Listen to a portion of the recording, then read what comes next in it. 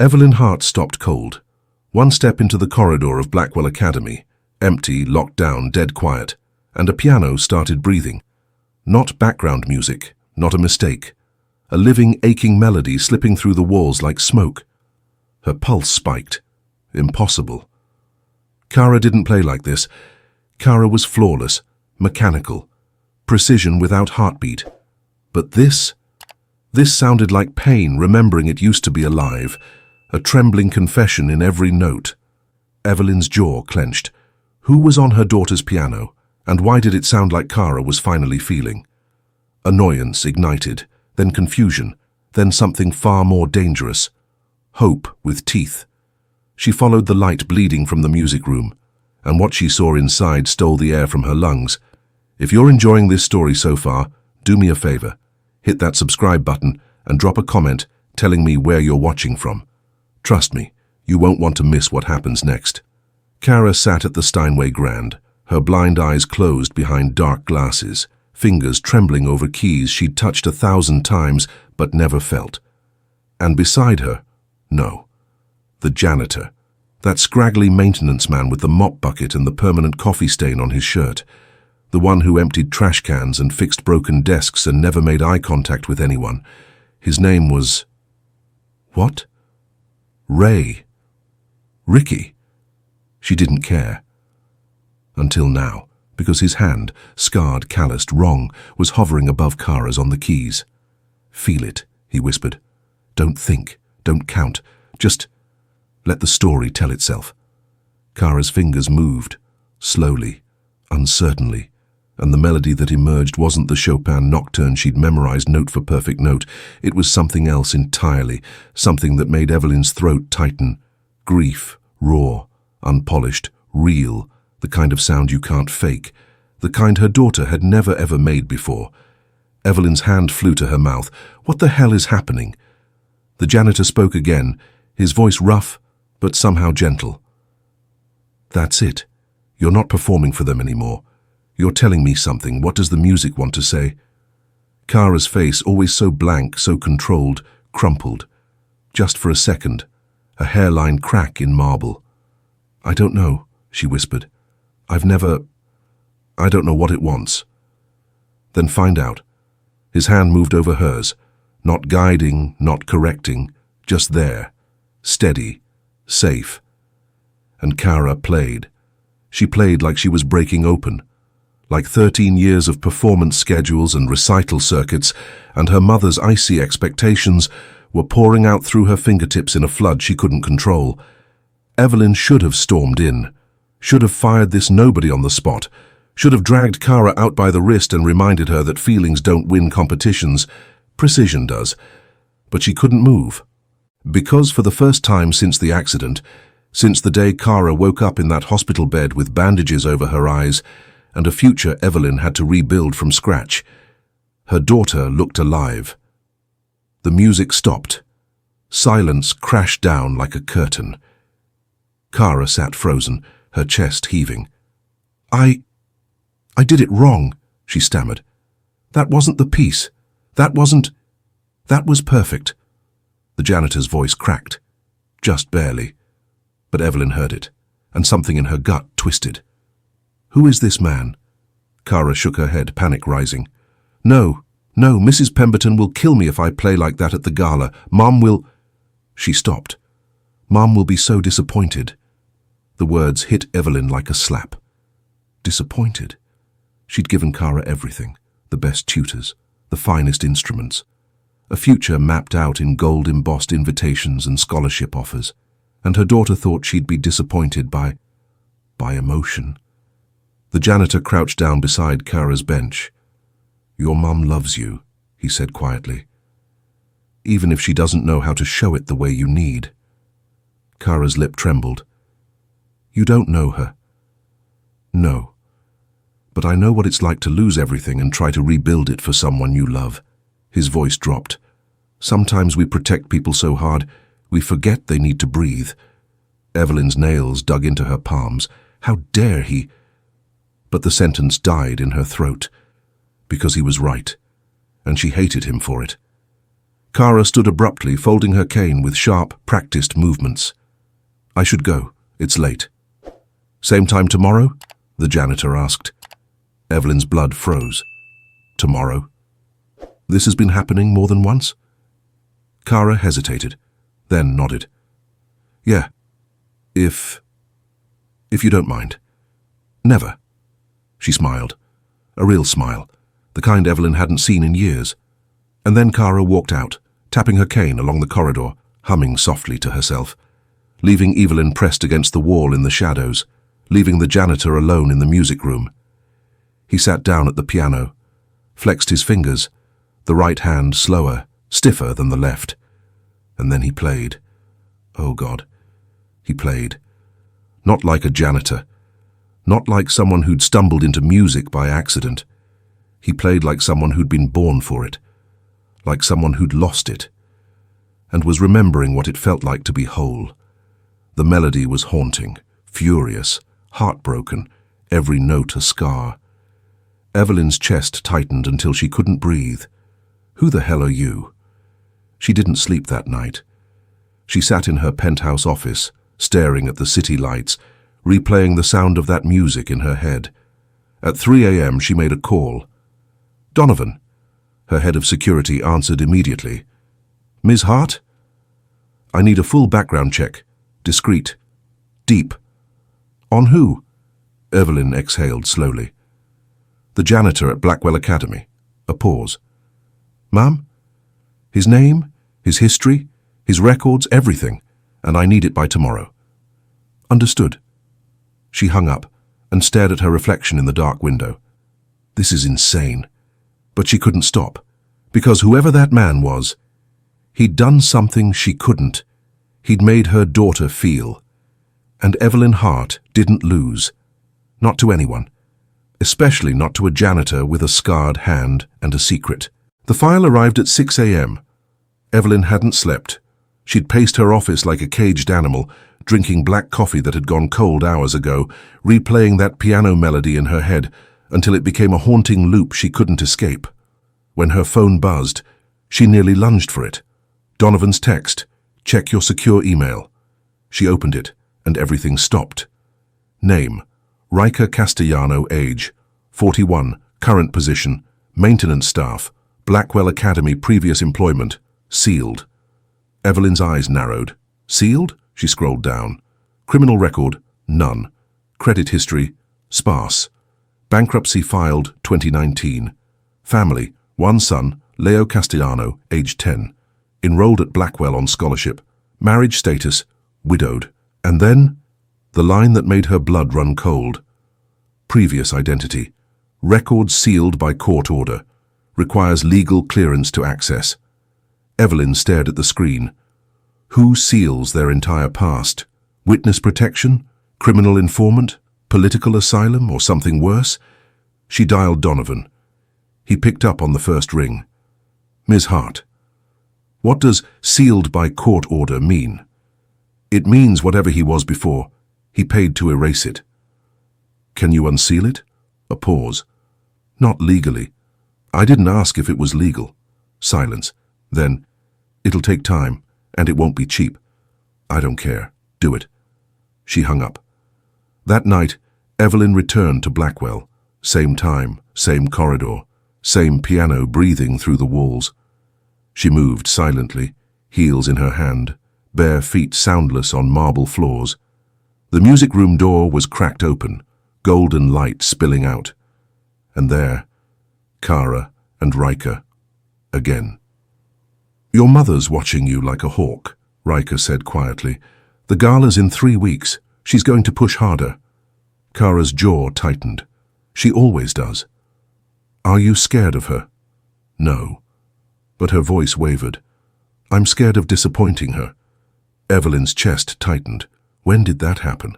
When did my daughter start being afraid of me? Riker sighed. "My son's the same way. Thinks he has to be perfect to deserve love." Kara turned toward him. "Is that why he's always alone at lunch?" A beat. "You noticed that?" "I'm blind, not oblivious." Kara smiled faintly. "He sits by the east stairwell. I hear him sketching." Riker's voice softened. He doesn't fit in here. These kids, they smell money. We don't have it. Neither do I, not really. Kara's fingers traced the piano keys. Mom has it. I just exist in it. Evelyn flinched. That's not true, is it? Play something for me, Kara said suddenly. Not a lesson, just you. Riker hesitated. I shouldn't. Why not? Because... He stopped. Because it hurts. Good. Kara's voice was fierce. Then it's real. Silence stretched. Then Riker sat down at the piano and played. It wasn't the haunting melody from before. This was fury. Notes crashing like thunder. Desperate. Clawing. A man fighting something he couldn't escape. Evelyn's breath caught. This isn't just talent. This is genius. World-class genius. The kind you don't find working night shifts with a mop. The kind that vanishes from the public eye for a reason. When the music stopped, Kara was crying. Who are you? She whispered. Riker's voice cracked. Nobody. Liar. He stood abruptly, hands shaking. I'm the guy who cleans your school. That's all. You're the guy who taught me to feel. Kara's voice rose. And I don't even know your real name. Riker turned away. It's better that way. For who? He didn't answer. Kara stood, cane tapping sharply against the floor. My mum would kill to know who you are. She doesn't let mysteries exist near me. Riker froze. She doesn't know about this, does she? Kara shook her head. No one does. Good. His voice hardened. Keep it that way. And for the first time, Evelyn saw something that terrified her. He was scared, not of being discovered, of being known. 3 days later, Donovan called. I found it. Evelyn's pulse spiked. And, you're not going to like this. Tell me. A pause. His name wasn't always Riker Castellano. 15 years ago he was Ricardo Falcon. The name hit her like a freight train. No. The concert pianist. Her voice was barely a whisper. The same. Child prodigy. Juilliard at 16. Toured with the London Philharmonic at 23. Critics called him the greatest talent of his generation. Evelyn's hands went numb. What happened to him? Car accident. 2019. His wife died on impact. He survived, but his right hand was shattered. 16 surgeries. The doctors said he'd never play again. Her stomach dropped. And then? He disappeared, changed his name, moved across the country, filed for bankruptcy, started over as a janitor. Evelyn closed her eyes. Oh God, he's been hiding in plain sight. Does anyone else know? Not that I can find. He buried it deep. She exhaled slowly. Thank you, Donovan. Ma'am, what are you going to do with this? Good question. She cornered him the next night. No pretense, no shadows. She walked straight into the music room while he was packing up his supplies. Riker looked up and froze. Ms. Hart. His voice was careful, controlled. Evelyn shut the door behind her. We need to talk. About why Ricardo Falcon is mopping floors at my daughter's school. The color drained from his face. I don't know what you're... Don't. Her voice cut like a blade. I know everything. The accident, your wife, your hand, your son. Riker stepped back, jaw clenched. Then you know I want to be left alone. Too bad. Evelyn moved closer. You've been teaching my daughter, without my permission, without my knowledge. She needed... I don't care what she needed. Her voice rose. You don't get to make that call. Riker's eyes flashed. She was dying in here, playing like a robot. You were killing her talent. Evelyn's hand flew up and stopped because he wasn't wrong, and that truth burned worse than any insult. I want you to teach her, Evelyn said finally. Riker blinked. What? Officially, I'll pay you. Double whatever tutors charge. No. Triple. No. His voice was raw. I don't perform anymore. I don't teach. I don't exist in that world. You're already teaching her. That was different. That was... He stopped. That was for her, not for you. Evelyn's jaw tightened. What if I made it worth your while? His eyes narrowed. I don't want your money. What about your son's future? Silence. Riker went very still. What did you just say? Evelyn smiled, cold, calculated. Leo's scholarship is need-based, reviewed annually. One word from me and he's back in public school. Riker's face went white. You wouldn't. Try me. Teach Kara for the gala, Evelyn continued. 3 weeks, make her brilliant, and I'll guarantee Leo's spot here through graduation, plus a recommendation to any art school he wants. Riker's hands clenched into fists. You're blackmailing me. I'm offering you a deal. By threatening my son. I'm protecting my daughter. Her voice was ice. Whatever it takes.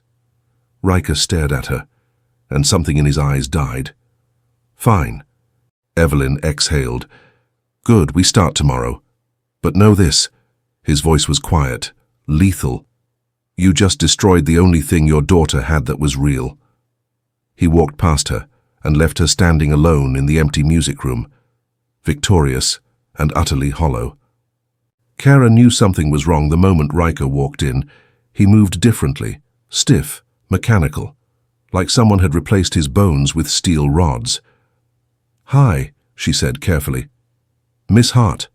His voice was flat, professional. We're beginning formal lessons today. Your mother has arranged it. Kara's stomach dropped. What? I'll be your official instructor for the gala. Payment has been negotiated. The air went cold. You told my mother. She found out. And you just agreed to this? Kara's voice cracked. This was ours. It was a mistake. Riker's tone was brutal. You're a student. I'm an employee. That's all this is now. Kara stood abruptly, knocking her cane to the floor. You're lying. Sit down, Miss Hart. No. Her hands shook. What did she do? What did my mother do to you? Silence, thick, suffocating. Nothing I didn't deserve. And Kara heard it. The resignation in his voice, the defeat. She'd heard it before, in herself, every time her mother scheduled another competition, another tutor, another performance where perfection was the only acceptable outcome. She threatened you, Kara whispered. Riker didn't respond, which was answer enough. Kara found her mother in the parking lot an hour later. Evelyn was on her phone, closing some deal, her voice crisp and commanding. Mom! Evelyn held up one finger. Wait. Mom! I'll call you back. She hung up, irritation flickering across her face. Kara, what did you do to Riker? Evelyn's expression went carefully blank. I hired him, properly, with actual compensation. By threatening him. I negotiated. With what? Kara's voice rose. What did you use against him? Evelyn's jaw tightened. That's between me and him. He won't even look at me now. Kara's cane slammed against the pavement. For the first time in my life, someone saw me as more than your project and you ruined it. I'm protecting you. I don't need protection. I need to breathe. The words hung in the air like smoke. Evelyn stepped closer, voice dropping. You think I don't know what you need? I've given you everything. You've given me your dream. Kara's voice broke. Not mine. She turned and walked away, tapping her cane with sharp, angry strikes, leaving Evelyn standing alone beside her Mercedes, victorious and completely destroyed. The lessons became torture. Riker taught like a machine, technically flawless, emotionally dead. He corrected posture, counted beats, adjusted finger placement with clinical precision. Everything Kara had escaped from, everything that made her want to quit music entirely. Again, Riker said flatly. Kara's fingers stumbled over the keys. I can't. You're not trying. I am. Then try harder. Her hands slammed down in a discord. Stop it. Silence. Stop pretending you're just some hired tutor. Kara's voice shook.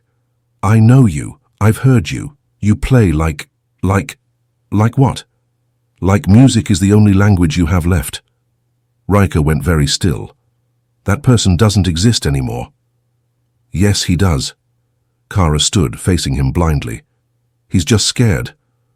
I'm not. My mother scared you, and now you're punishing me for it. Direct hit. Riker's breath caught. That's not fair. Neither is this. Kara's voice dropped. You taught me that music is supposed to mean something, and now you're making me play like it doesn't.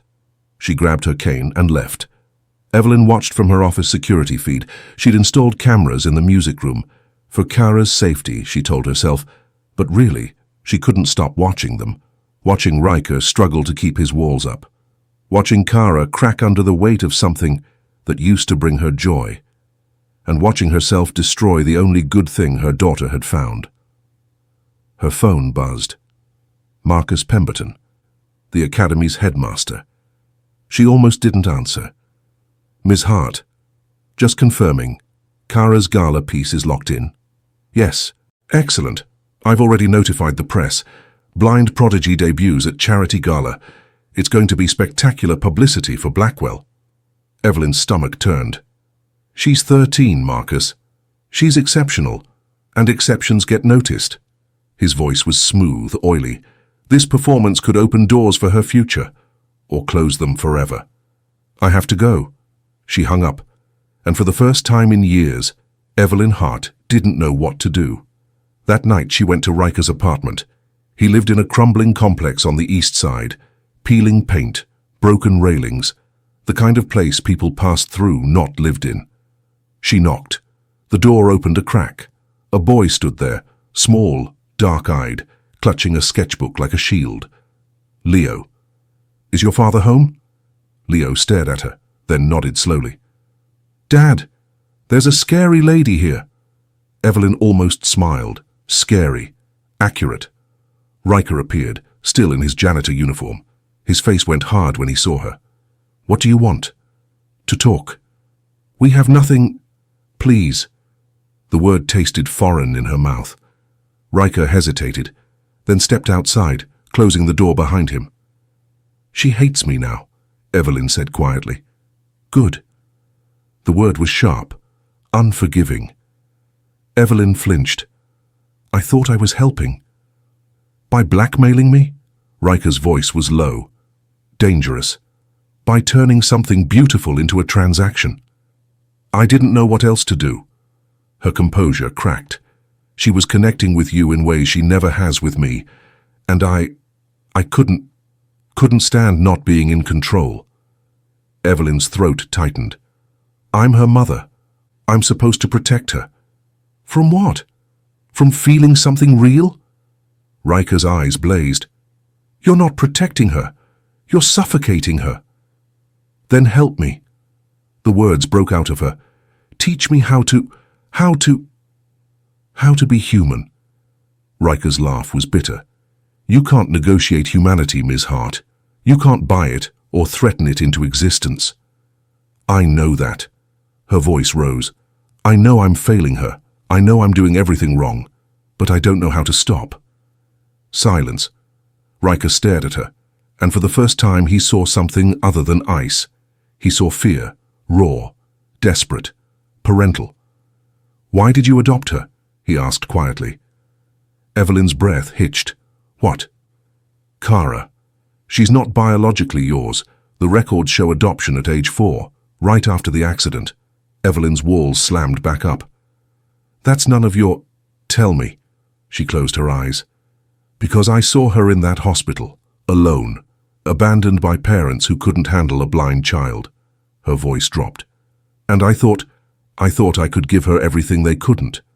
But everything I gave her came with conditions. The admission tasted like ash. Perform, excel, succeed, prove that choosing you wasn't a mistake. Riker's anger flickered, softened, just slightly. She doesn't need to prove anything. I know, Evelyn's voice cracked, but I don't know how to love her without controlling her. Riker was quiet for a long moment. Then, my wife used to say something, before the accident. Evelyn looked up. She said the best gift you can give someone is the freedom to fail, because that's when they learn who they really are. Tears burned Evelyn's eyes. And if they fail because I gave them freedom? Then you catch them. His voice was rough. And you try again. Evelyn wiped her eyes quickly. I'll release you from the deal. You don't have to teach her anymore. Your son's scholarship is safe regardless. Riker blinked. What? I was wrong. To threaten you, to force this. She met his eyes. I'm sorry. The words felt impossible, but also necessary. Riker studied her, searching for the trap, finding none. What do you want in return? Nothing. Evelyn's voice was steady.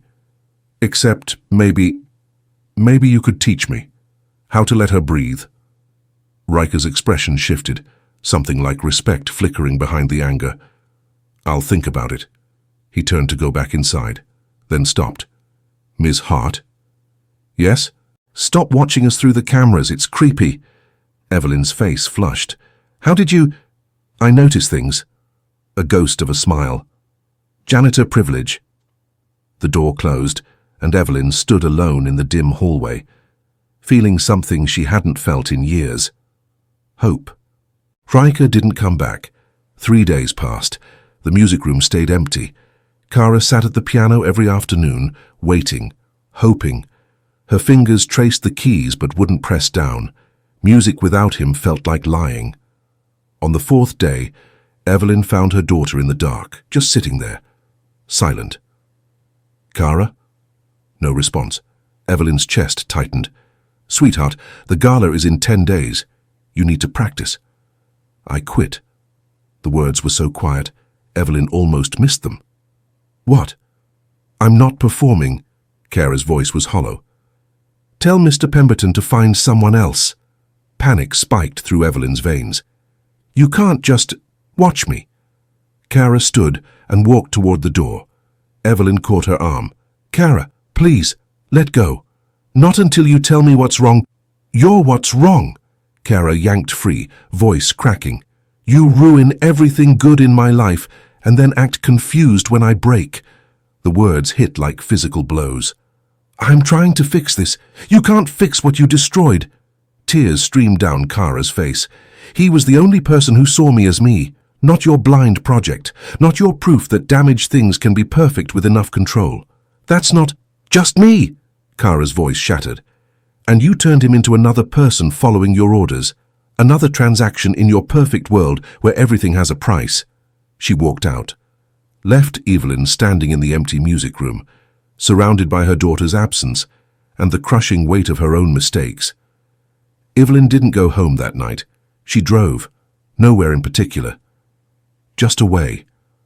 Her phone rang 17 times, board members, business partners, Marcus Pemberton demanding updates. She ignored them all. At 2 a.m., she found herself parked outside Riker's apartment complex. This was insane. She was Evelyn Hart, CEO of a multi-million-dollar consulting firm. She didn't beg.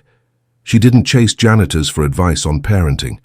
She didn't sit in her car crying in parking lots that smelled like old garbage and desperation. But here she was, because her daughter had quit. And Evelyn was terrified she'd quit more than just piano. She knocked on Riker's door. Leo answered again, rubbing sleep from his eyes. The scary lady's back, Dad. Riker appeared, looking exhausted, hair disheveled, dark circles under his eyes. He saw Evelyn and sighed. It's 2 a.m. She quit. The words tumbled out before she could stop them. Riker's expression shifted. What? The gala, the piano, everything. She quit. Evelyn's voice broke. And I don't know how to reach her anymore. Riker stepped outside, closing the door softly. Why are you telling me this? Because you're the only person she's ever opened up to. Evelyn's hands shook. Because I'm drowning, and I don't know how to save her. Maybe you're not supposed to save her. Riker's voice was gentler than she expected. Maybe you're just supposed to stand beside her while she saves herself. Evelyn's composure shattered. She sank onto the concrete step and buried her face in her hands. The most powerful woman in Seattle, broken, on a stranger's doorstep. At 2 a.m., Riker sat beside her, not touching, just present. I lost someone too, he said quietly. Evelyn looked up. My wife, Elena. His voice was rough with old pain. She was a violinist, brilliant, could make entire concert halls weep with a single note. What happened? Car accident. Some drunk asshole ran a red light. His jaw clenched. She died instantly. I survived. Barely. I'm sorry. Everyone's sorry. Riker's laugh was bitter. But sorry doesn't bring her back, doesn't fix my hand, doesn't explain to my 10-year-old son why his mother isn't coming home. Silence stretched between them. I became obsessed after, Riker continued, obsessed with keeping Leo safe, controlling everything, making sure nothing bad could touch him again. What changed? He stopped smiling. Riker's voice cracked, started having nightmares, wouldn't talk to me. And I realized I was so busy protecting him from the world, I forgot to let him live in it. Evelyn's throat tightened. How did you fix it? I let go. He met her eyes. Hardest thing I've ever done. But I had to trust that even if he falls, even if he gets hurt, he'll survive. Because he's stronger than my fear. Tears slid down Evelyn's cheeks. What if she's not? She is. Riker's voice was certain. Kara's been surviving you for years. She'll be fine. Question is, will you?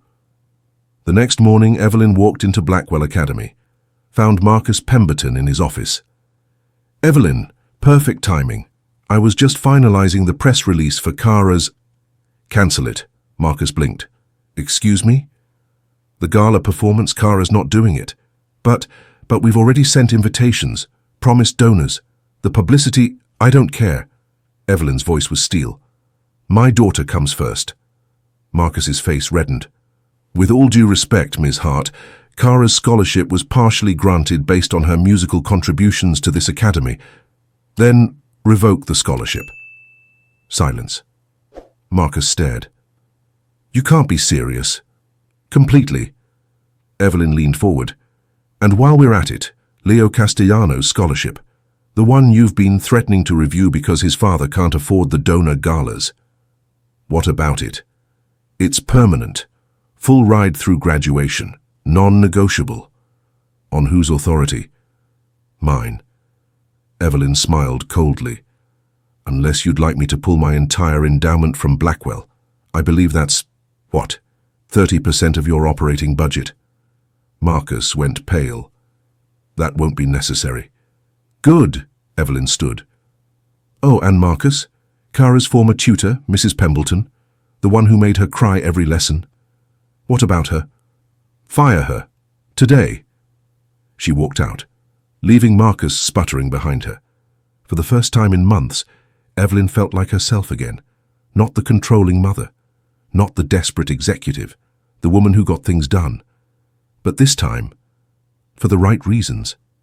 She found Riker in the maintenance closet. He looked up, surprise flickering across his face. Ms. Hart, I need you to come back. I told you, not as a hired tutor, not because I'm forcing you. Evelyn's voice was steady. Because Kara needs you.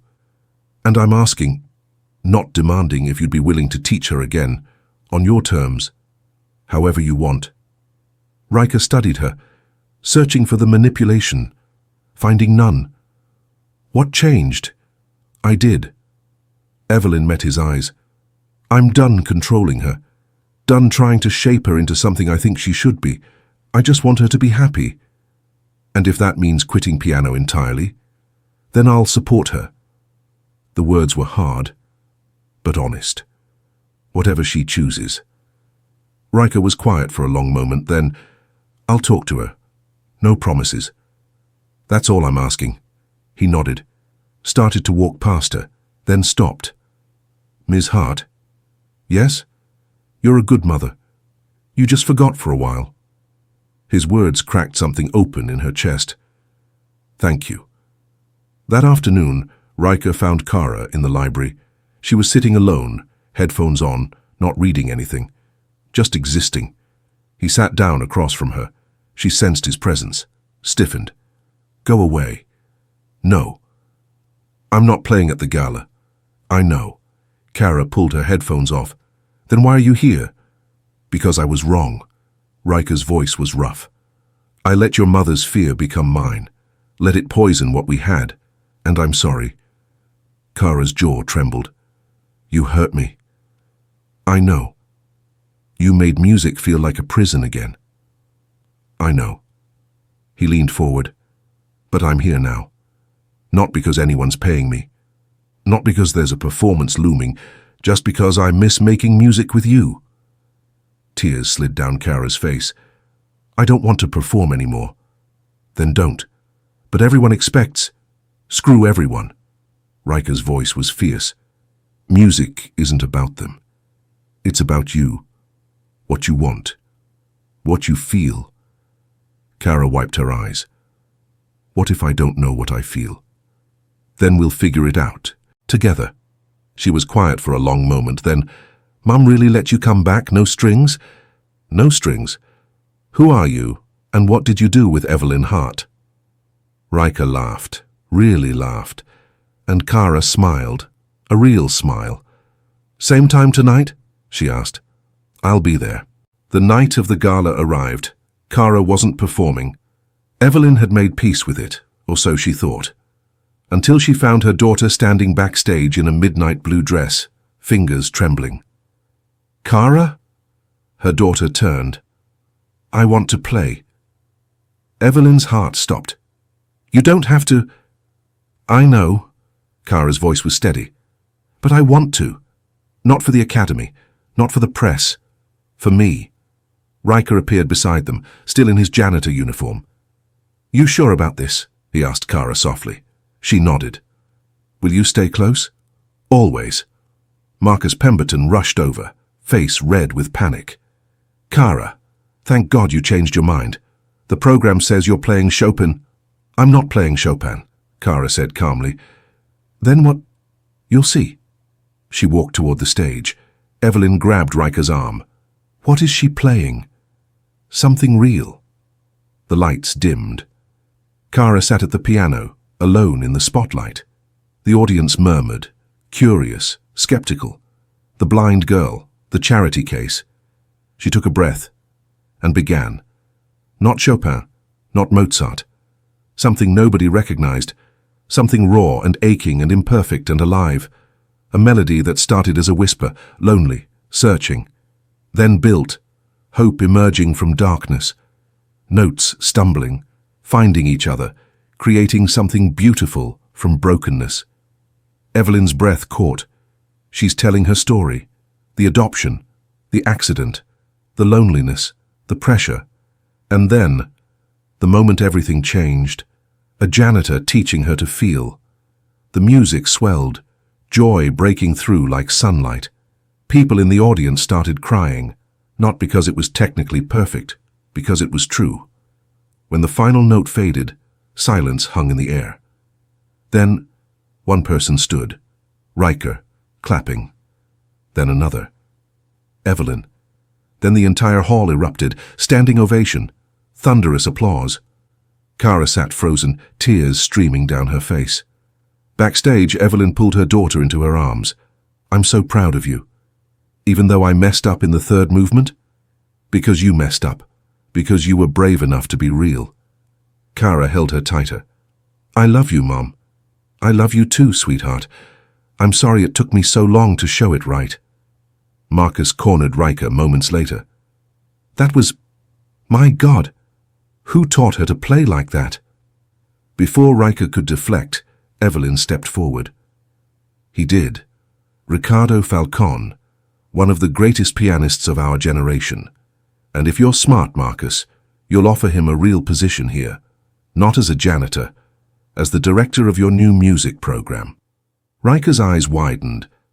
Evelyn, it's already funded, she continued, in honor of Elena Castellano, for students who don't need perfection, just passion. Riker's voice broke. You didn't have to... Yes, I did. 3 months later. The Elena Castellano Music Center opened. Kara taught piano to younger blind students twice a week. Leo's artwork hung in the hallways, Bold, beautiful, finally seen. And every Tuesday evening, Riker and Evelyn sat in the back of the performance hall, watching their kids make music, making mistakes, making magic. "Thank you," Evelyn said quietly, "for teaching me to let go." Riker smiled. "Thank you for learning." Their hands found each other in the darkness. Not a transaction, not a negotiation, just two broken people, building something real, together. If this story moved you, hit that subscribe button and let me know in the comments where you're watching from. Stories like these remind us that perfection isn't the goal, connection is, and sometimes the people who change our lives are the ones we never expected to notice.